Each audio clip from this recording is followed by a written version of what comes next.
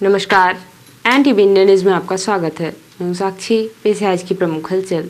विगत 8 फरवरी को देश की राजधानी दिल्ली में विधानसभा चुनाव के लिए मतदान संपन्न कराया गया था। दिल्ली विधानसभा चुनाव में सीधा मुकाबला सत्ता पर काबिज आम आदमी पार्टी और बीजेपी के बीच था। कांग्रेस यहां तीसरी पार्टी के रूप में अपनी भूमिका अदा कर रही थी। 8 फरवरी को दिल्ली विधानसभा चुनाव के मतों की गणना आज संपन्न कराई गई, जिसमें दिल्ली की जनता ने अपना स्पष्ट मत देते हुए भारतीय जनता पार्टी को 2 दशकों के बाद सत्ता की चाबी फिर से सौंप दी। इसके बाद पूरे देश में भारतीय जनता पार्टी के कार्यकर्ताओं में जश्न का माहौल व्याप्त हो गया। भारतीय जनता पार्टी की दिल्ली की जीत और उसके बाद देश भर में मनाया जा रहे जश्न का असर सीधी में भी देखने को मिला। यहाँ भी भारतीय जनता पार्टी के कार्यालय के सामने सीधी विधायक श्रीमती रीति पाठक और जिला भाजपा अध्यक्ष देव कुमार सिंह चौहान की मौजूदगी में भाजपाइयों ने पटाखे फोड़कर और मिठाई बांटकर जश्न मनाया। सीधी में मनाए गए जश्न पर NTV न्यूज की रिपोर्ट देखिए। विगत 5 फरवरी को देश की राजधानी दिल्ली में विधानसभा चुनावों के लिए मतदान संपन्न कराया गया था। दिल्ली में विधानसभा चुनावों के लिए मुख्य मुकाबला बीजेपी और आम आदमी पार्टी के बीच में था। वहीं कांग्रेस पार्टी यहां तीसरे दल के रूप में अपनी उपस्थिति दर्ज करा रही थी। दिल्ली विधानसभा के चुनाव में इस बार आम आदमी पार्टी और बीजेपी के बीच कांटे का मुकाबला बताया जा रहा था। मतदान के बाद आज 8 फरवरी को दिल्ली में मतों की गणना संपन्न कराई गई। जैसे जैसे मतगणना होती गई वैसे वैसे स्थिति स्पष्ट होती गई कि बीजेपी दिल्ली में सरकार बनाने वाली है। दिल्ली की जनता ने सत्ता की चाबी बीजेपी के हाथ में सौंपने का फैसला कर दिया। दोपहर बाद जैसे ही नतीजे स्पष्ट हुए कि दिल्ली में अब बीजेपी की सरकार बनेगी, पूरे देश में बीजेपी के कार्यकर्ताओं ने जश्न मनाना शुरू कर दिया।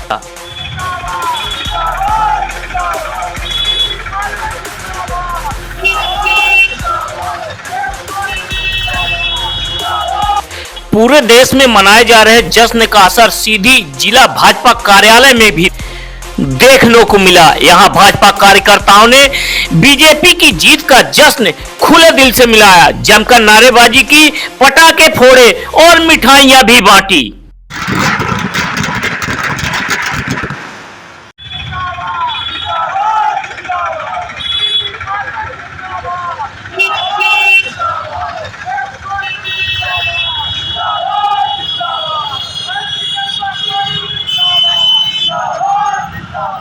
भारतीय जनता पार्टी के कार्यालय में मनाए जा रहे जीत के जश्न के दौरान सीधी जिले की विधायक श्रीमती रीति पाठक, जिला भाजपा अध्यक्ष देव कुमार सिंह चौहान और बीजेपी के वरिष्ठ नेता बृजबिहारी लाल शर्मा ने अपनी प्रतिक्रिया दी। विधायक श्रीमती रीति पाठक ने कहा कि यह जीत ऐतिहासिक जीत है। जनता ने हम पर विश्वास जताया है। मैं दिल्ली के विधानसभा चुनावों में लगभग 2 दशक के बाद आज भाजपा ने बड़ी बहुमत हासिल की है। क्या कहना चाहेंगे आप? 2 से ज्यादा दशक की बात है। अगर मैं बता दूं तो 27 साल के बाद दिल्ली में भारतीय जनता पार्टी अपनी सरकार बनाने जा रही है और ये एक कुशल संगठन का ही परिणाम है। और ये कुशल संगठन सिर्फ और सिर्फ भारतीय जनता पार्टी के अलावा अन्य किसी राजनीतिक दल में देखने के लिए नहीं मिलता। मैं धन्यवाद दूंगी आदरणीय प्रधानमंत्री, हमारे देश के जो यशस्वी प्रधानमंत्री नरेंद्र मोदी जी, जिनका कुशल मार्गदर्शन, कुशल निर्देश भारतीय जनता पार्टी के कार्यकर्ताओं को जमीनी स्तर पर लगातार मिलता रहा है। और ये उसी का परिणाम है कि हमारे हजारों हजार कार्यकर्ताओं ने और बड़े संबल के साथ, बड़े ताकत के साथ ऐसे कठिन चुनावों को दिल्ली को वापस दिया है और वापस भारतीय जनता पार्टी का सुशासन वहां पर स्थापित करने के लिए उन्होंने अपने कदम को बढ़ाया। दिल्ली का चुनाव एक अलग तरह का चुनाव था। बीजेपी के लिए बहुत बड़ी चुनौती थी। तरह तरह के लोगों को जो है प्रलोभन, लालच, योजनाओं का लाभ सब कुछ दिया जा रहा था और 2 दशक तक आम आदमी पार्टी लगातार फ्री बिजली, फ्री पानी का आश्वासन देके, लेकिन उसके बाद बीजेपी ने जीत हासिल की है। क्या लगता है आपको, क्या लोग योजनाओं से हटकर अब काम देखना चाहते हैं? देखिए, जो सपनों की दुनिया थी वो चूर चूर हो चुकी थी।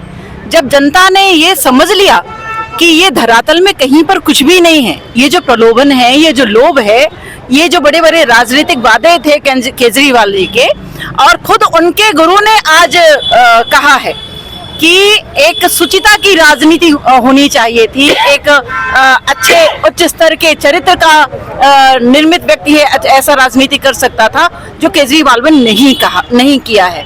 तो इसलिए जनता पूरी तरह से पारदर्शिता को देख चुकी है, पूरी तरह से सच्चाई उसके सामने आ चुकी थी। इसलिए उसने एक ही विकल्प चुना कि जिन्होंने देश को ऊपर उठाने के लिए, देश के विकास के लिए, जनता के हित के लिए और जाति और दल से ऊपर उठकर जिन्होंने सेवा के भाव से काम करने का निर्णय लिया है, ऐसे प्रधानमंत्री नरेंद्र भाई मोदी जी के नेतृत्व में दिल्ली की सरकार आए और इसके लिए जनता ने अपना सहयोग प्रधानमंत्री जी को दिया है। अध्यक्ष महोदय, आज भारतीय जनता पार्टी के लिए बड़ी जीत के साथ पूरे देश के लिए एक बड़ा संदेश है, क्या कहना चाहेंगे इस मौके पर आप? दिल्ली से आपदा गई और सुशासन आया। दिल्ली की सभी जनता जनार्दन ने मोदी जी के गारंटी पे विश्वास किया, विकसित भारत संकल्प जो मोदी जी ने लिया है उस पर विश्वास किया और दिल्ली में भाजपा का परचम लहराया और बताए ना कि दिल्ली से में सुशासन आ गया, आपदा चली गई। बस ठीक है। आप चूंकि बहुत वरिष्ठ हैं, आपका अनुभव है, आप अपनी प्रतिक्रिया में क्या कहना चाहेंगे? आप दोनों लोगों के बाद हमारा कोई ऐसा, देखिए दिल्ली में भारतीय जनता पार्टी की सरकार बनने जा रही है। वहाँ की जनता को बहुत बहुत बधाई, जिसने कि देश के साथ साथ दिल्ली के भी विकास को चुना है। लंबे समय तक केजरीवाल जी का शासन था, कहीं न कहीं जो आश्वासन केजरीवाल जी के द्वारा दिए गए वो पूरे नहीं किए जा रहे थे और जनता समझ गई थी कि परिवर्तन आवश्यक है और परिवर्तन हुआ। देश की सत्ता में विगत 2 पंचवर्षीय से भी ज्यादा समय से बीजेपी सत्ता पर काबिज है, लेकिन उसे इस बात की हमेशा कमी खलती थी कि देश की राजधानी दिल्ली में विगत 2 पंचवर्षीय से जनता उसे सत्ता की चाबी क्यों नहीं दे रही है। इस बार बीजेपी ने काफी मेहनत की और जनता का दिल जीता, तब कहीं जाकर इस बार दिल्ली की जनता ने बीजेपी को सत्ता की चाबी सौंप दी है। एनटीवी इंडिया न्यूज के लिए धर्मेंद्र की रिपोर्ट। 8 फरवरी को मध्य प्रदेश वैश्य महासम्मेलन के पूर्व प्रदेश अध्यक्ष स्वर्गीय श्री नारायण प्रसाद गुप्ता नानाजी की पुण्यतिथि पर जिला चिकित्सालय सीधी में रक्तदान शिविर का आयोजन वैश्य महासम्मेलन जिला इकाई सीधी द्वारा किया गया। इस दौरान वैश्य महासम्मेलन के प्रदेश महामंत्री भोला प्रसाद गुप्ता, जिला अध्यक्ष वैश्य महासम्मेलन सीधी दिनेश गुप्ता, महिला उपाध्यक्ष श्रीमती पूनम सोनी, श्रीमती कंचन गुप्ता, संभागीय अध्यक्ष महिला वैश्य महासम्मेलन अध्यक्ष जिला इकाई सीधी डॉक्टर राहुल जायसवाल, पूर्व जिला अध्यक्ष युवा इकाई सीधी अमित जायसवाल और जिला इकाई के पदाधिकारियों ने जिला अस्पताल सीधी में पहुंचकर मरीजों को फल एवं बिस्किट का वितरण किया। इस मौके पर जिले की पूर्व मुख्य चिकित्सा एवं स्वास्थ्य अधिकारी डॉक्टर सुनीता तिवारी और जिला अस्पताल का स्टाफ भी मौजूद था। फल वितरण के बाद जिला वैश्य महासम्मेलन के पदाधिकारियों ने रक्तदान केंद्र में पहुंचकर रक्तदान किया। रक्तदान के मौके पर वैश्य महासम्मेलन के पदाधिकारियों ने अपने कार्यक्रम के उद्देश्यों की जानकारी एनटीवी न्यूज को दी और साथ ही सभी लोगों से रक्तदान करने की भी अपील की। ये हमारा वैश्य महासम्मेलन पूरे प्रदेश में संगठन है। इसका संगठन प्रत्येक वर्ष 8 फरवरी को पूरे जिले में रक्तदान शिविर का आयोजन करता है, फल वितरण करता है और लोगों की सहायता का काम करता है। ये हमारा जब से संगठन खड़ा है 25 वर्षों से, तब से पूरे प्रदेश के अंदर प्रत्येक जिले में रक्तदान शिविर का आयोजन नानाजी के पुण्यतिथि पर आयोजन किया जाता है। आज नानाजी की पुण्यतिथि है और इस अवसर पर प्रत्येक वर्ष रक्त शिविर का ये आयोजन होता है। इस वर्ष भी आयोजन हुआ है। इससे समाज में यही संदेश देना चाहते हैं कि जरूरतमंदों को, हर किसी को रक्त देना चाहिए। रक्त से देने से, रक्तदान करने से कोई शरीर में नुकसान नहीं होता, बल्कि नए रक्त का एक और नया रक्त बनता है, संचार होता है। आप सब भी रक्तदान करें। आज ये वैश्य महासम्मेलन माननीय पूर्व प्रदेश अध्यक्ष उमाशंकर गुप्ता जी के मार्गदर्शन में, नेतृत्व में, हमारे पूर्व प्रदेश अध्यक्ष वैश्य समाज के पुरोधा आदरणीय स्वर्गीय नाना प्रसाद गुप्ता नारायण प्रसाद जी के पुण्य स्मृति में एक संकल्प लिया। हमारे युवा इकाई के अध्यक्ष डॉक्टर राहुल जायसवाल जी ने स्वयं निर्णय लिया है कि मैं स्वयं रक्तदान करूंगा और अधिक से अधिक साथियों से रक्तदान कराऊंगा। रूप से मैं दीदी का समर्थन करता हूं और मेरी जो युवा इकाई है जिला की बैस महासम्मेलन की आज रक्तदान करने के लिए तत्पर है। कुछ लोग दिल्ली से भी हमारे साथी लोग आए हुए हैं। आज उत्साह हम लोग बहुत अच्छा मना रहे हैं। धन्यवाद। सीधी जिले में प्रतिष्ठित और उत्कृष्ट शिक्षण संस्थान सिद्धभूमि इंटरनेशनल स्कूल सीधी ने 8 फरवरी को अपने संस्थान में एक्सीलेंट 2025 एनुअल डे सेलिब्रेशन का आयोजन किया। कार्यक्रम में मुख्य अतिथि के रूप में रिटायर्ड एडीएम श्री मधुसूदन सिंह बघेल, विशिष्ट अतिथि के रूप में श्री उदय सिंह बघेल रिटायर्ड एजीएम कोल इंडिया लिमिटेड और श्री इंद्रशरण सिंह चौहान प्रदेश कार्य समिति सदस्य भाजपा मौजूद रहे।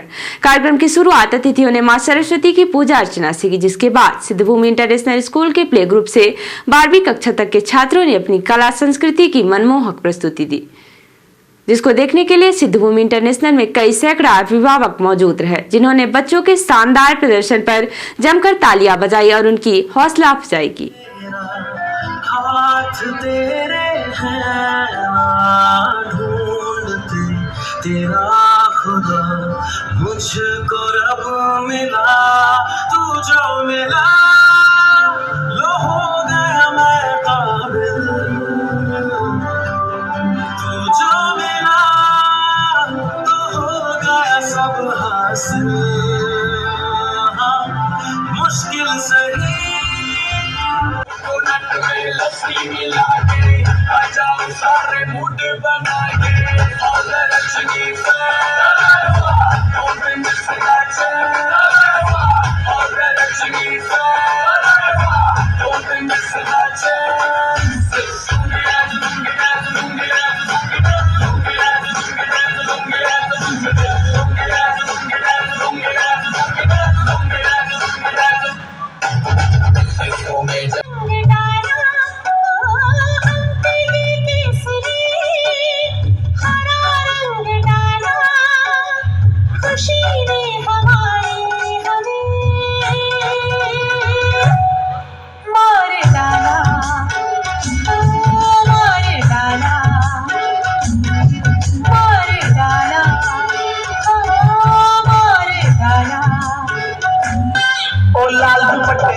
तेरा नाम तो बता,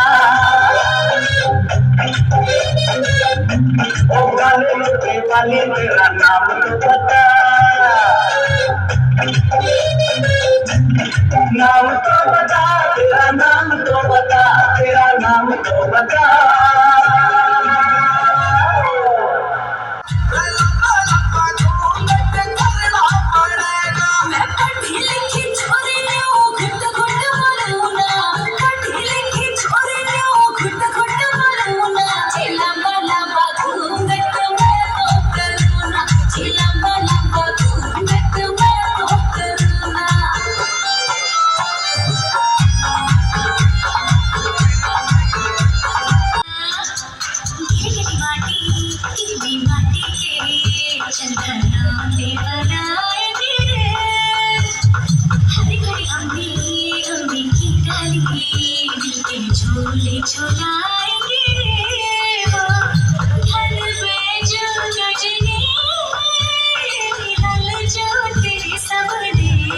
सिद्धभूमि इंटरनेशनल बच्चों के कार्यक्रम के शानदार प्रस्तुति के दौरान सिद्धभूमि इंटरनेशनल स्कूल के संचालक राकेश सिंह ने एनटीवी न्यूज को बच्चों के कार्यक्रम पर अपनी प्रतिक्रिया देते हुए अपने संस्थान की उपलब्धियों की जानकारी दी और कहा कि हमारे संस्थान का उद्देश्य कि बच्चों का सर्वांगीण विकास करना, उन्हें खेल, सांस्कृतिक गतिविधियों, सीबीएसई पैटर्न शिक्षा के साथ डिजिटल शिक्षा में पारंगत करना है। बच्चों का ये कार्यक्रम होता है, साल भर में वो जो परफॉर्मेंस करते हैं, जो सीखते हैं, अलग अलग कल्चरल एक्टिविटी हो गया, सांस्कृतिक कार्यक्रम हो गए, एकेडमिक्स के हो गए, भी पेरेंट्स को हम सभी सम्मानित करेंगे। जो बच्चे फर्स्ट रैंकर हैं, स्पोर्ट्स वालों का सम्मान हुआ है, कल्चरल एक्टिविटी वालों को सम्मान होगा, तो ओवरऑल उनको प्रतिभा दिखाने का मौका मिलता है इस कार्यक्रम के माध्यम से। सर, सीबीएसई पैटर्न की कई स्कूलें हैं इस जिले में। हाँ। आप अपने स्कूल में बच्चों को किस तरह की कुछ एक्स्ट्रा जो शिक्षा है वो प्रोवाइड करवाते हैं? लोग बच्चों को प्रैक्टिकल बेस्ड पूरा शिक्षा रखते हैं, प्रैक्टिकल ओरिएंटेड शिक्षा रहती, लर्निंग बाय डूइंग, करके आप सीखिए, ये हमारा ऑब्जेक्ट रहता है। हर काम हम लोग बच्चों से ही कराते हैं, यहाँ तक कि एंकरिंग भी बच्चे ही कर रहे हैं। आप देख रहे हैं छोटे छोटे बच्चों को और सीधी जिले का ये पहला स्कूल है जो कंप्लीट इंग्लिश मीडियम कैंपस है। हाँ। क्या क्या प्रोवाइड कराते हैं आप इनको सुविधाएं? जैसे बहुत सी स्कूलें बहुत तरह की सुविधाओं की बात करती है, अपने यहाँ क्या क्या? हमारे यहाँ IT इंफॉर्मेशन टेक्नोलॉजी है, रोबोटिक्स पे बच्चे काम करते हैं, ठीक है, डिफरेंट टाइप्स की जितनी एक्टिविटी हो स्पोर्ट्स की होती है, स्मार्ट क्लास है, पूरी सुविधाएं युक्त है, कोई ऐसी चीज नहीं है जो रिसेंट है। अभी हमारी रोबोटिक्स जो लैब चल रही रोबोफेस्ट अभी 13 फरवरी को होगा, जो कि IIT मुंबई की टीम आती है, वो रोबोफेस्ट आयोजित करती है, बच्चे उस किट के द्वारा अपना रोबोटिक्स का परफॉर्मेंस करेंगे। स्पोर्ट्स को लेकर किस तरह का आपका यहाँ पे समय उनके लिए निकालते हैं, क्योंकि बहुत ही टफ बच्चों के लिए हो गए, स्पोर्ट्स के लिए समय कम के लिए हमारे यहाँ हर क्लास में एक पीरियड डेली बच्चों के स्पोर्ट्स के लिए है। डेली हर क्लास में एक पीरियड स्पोर्ट्स का हमने कंपलसरी रखा है, क्योंकि जो उसका मानसिक स्थिति बच्चे की जब अच्छी होगी, खेले कूदेगा तभी वो आनंद से कर पाएगा। तो स्पोर्ट्स में हमारे यहाँ के बच्चे हर साल कम से कम 50 से 60 के तादाद में स्टेट लेवल पे परफॉर्मेंस करते हैं। जिला कांग्रेस कमेटी के प्रवक्ता पंकज सिंह पटपरा के पिताजी श्री संतोष सिंह के निधन पर पूर्व नेता प्रतिपक्ष विधायक चुरहट अजय सिंह राहुल ने शोक संवेदना व्यक्त करते हुए कहा कि श्री संतोष सिंह का असामयिक निधन बहुत दुखद है। चुरहट परिवार ने अपना एक सपूत खो दिया। ईश्वर दिवंगत आत्मा को अपने श्री चरणों में स्थान दे एवं परिवार को असीम दुख सहने का साहस प्रदान करे। पूर्व मंत्री कमलेश्वर पटेल, जिला कांग्रेस कमेटी के अध्यक्ष ज्ञान सिंह, सिगरौली कांग्रेस जिला अध्यक्ष ज्ञानेंद्र द्विवेदी ने भी शोक संवेदना व्यक्त करते हुए ईश्वर से प्रार्थना की है कि महान आत्मा को अपने श्री चरणों में स्थान दे और शोककुल परिवार को इस असीम दुख को सहने का साहस प्रदान करे। कांग्रेस पार्टी के प्रवक्ता पंकज सिंह के पिताजी के निधन पर जिले भर से शोक संदेश आ रहे हैं। शोक व्यक्त करने वालों में जिले भर के कांग्रेस कार्यकर्ता, पदाधिकारी, गणमान्य नागरिक, अनेक दलों के नेता, कार्यकर्ता, पदाधिकारी और पत्रकार शामिल हैं। रिपोर्टर हिमायत रोतेला ने बताया कि उत्तराखंड के नैनीताल जिले के प्रसिद्ध धार्मिक स्थल बाबा नीम करौली के कैची धाम में अब श्रद्धालु हेलीकॉप्टर के माध्यम से दर्शन कर सकेंगे। शासन ने यहां हेलीपैड बनाने की मौखिक स्वीकृति दे दी है। करीब 40 करोड़ रुपए की लागत से इस क्षेत्र में 3 मंजिला पार्किंग और हेलीपैड की योजना बनाई गई है, जो श्रद्धालुओं को सुविधा प्रदान करेगा। कैची धाम में मंदिर की सुंदरता बढ़ाने के लिए सुंदरीकरण कार्य, प्रकाश व्यवस्था और आस्था पथ मार्ग की स्थिति को बेहतर किया जाएगा। इसके अलावा मंदिर में आने वाले श्रद्धालुओं की भीड़ को नियंत्रित करने के लिए मंदिर के पिछले हिस्से से एक वन वे मार्ग का निर्माण किया जाएगा। और अब से प्रादेशिक हलचल। मध्य प्रदेश में भी दिल्ली की जीत का जश्न। सीएम बोले, आप और कांग्रेस की असलियत जनता जान गई। मंडला में एसडीएम ने कांग्रेस विधायक के घर में घुसकर की मारपीट, मां को धक्का दिया, भाई की कॉलर पकड़ी, ग्रामीणों ने घेरा तो हाथ जोड़कर माफी मांगी। सीएम मोहन यादव ने परिवार संग संगम में लगाई डुबकी, राजस्थान के सीएम से गले मिले और उज्जैन में बनेगी देश की पहली स्थायी कुंभ नगरी। 2378 हेक्टेयर जमीन पर होगा सड़क, स्कूल, पार्क निर्माण। और अब से राष्ट्रीय हलचल। दिल्ली में 27 साल बाद भाजपा को मिली स्पष्ट बहुमत, आपने 40 सीटें गंवाई। मोदी ने कहा, इस जीत को दिल्ली की पहचान बनाएंगे। देश की राजधानी आपदा से मुक्त हुई। यूपी के मिकीपुर में जीती बीजेपी। अखिलेश यादव बोले, अफसर घपलेबाज। और अमेरिका 487 और अवैध प्रवासियों को भारत भेजेगा। सरकार को 298 की जानकारी दी गई। तो ये थी आज की प्रमुख हलचल। नमस्कार।